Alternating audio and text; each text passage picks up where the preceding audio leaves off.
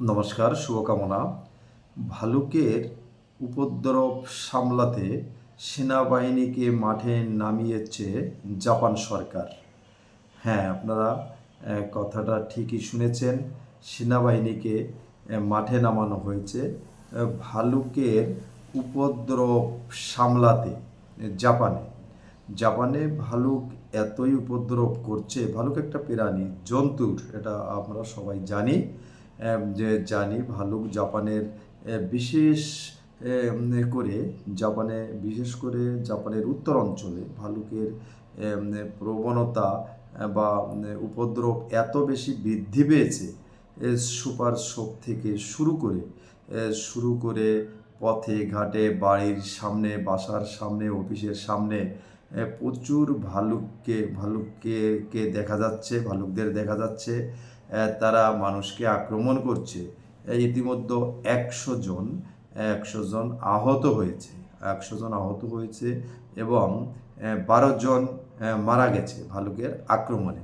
এই পরিস্থিতি মোকাবেলার জন্য জাপান সরকার মাঠে নামিয়েছে সেনাবাহিনীকে। আমরা সকলে জানি, দেশের যখন বিশেষ কোনো ঘটনা ঘটে অথবা প্রাকৃতিক দুর্যোগ, বন্যা, ভূমিকম্পের মতো প্রাকৃতিক দুর্যোগ বা মহামারীর সময়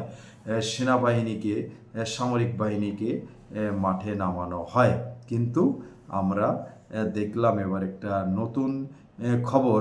এর আগে আমি অবশ্য শুনি নাই, আপনারা যদি জেনে থাকেন, শুনে থাকেন, আমার জানা নেই যে ভাল্লুকের আক্রমণ থেকে মোকাবেলা বা সামাল দেওয়ার জন্য, পরিস্থিতিকে নিয়ন্ত্রণে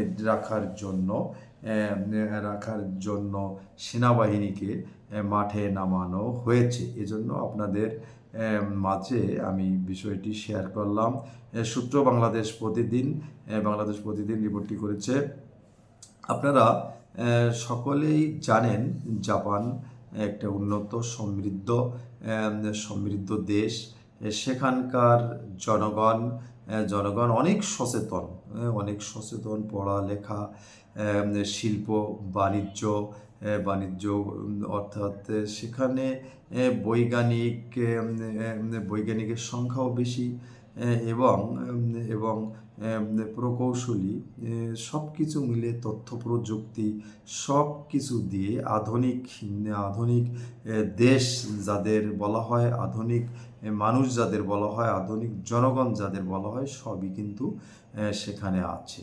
তবে ভাল্লুকের এই আক্রমণ থেকে কিন্তু রক্ষা পেতে তাদের কষ্ট হচ্ছে, সামাল দিতে কষ্ট হচ্ছে। তাই বাধ্য হয়ে সব কিছু থাকা সত্ত্বেও, অর্থাৎ জাপান সব কিছুতে সমৃদ্ধি বলা যায়, অর্থনৈতিক, রাজনৈতিক, সামাজিক, সব দিক দিয়ে একটা উন্নত সমৃদ্ধ দেশ।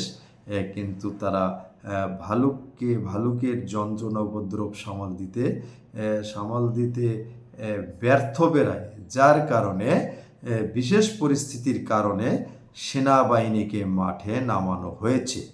আপনারা ভালো থাকবেন। আপনারা কমেন্ট বক্সে এ বিষয়ে মন্তব্য করবেন। আবার কথা হবে। নমস্কার।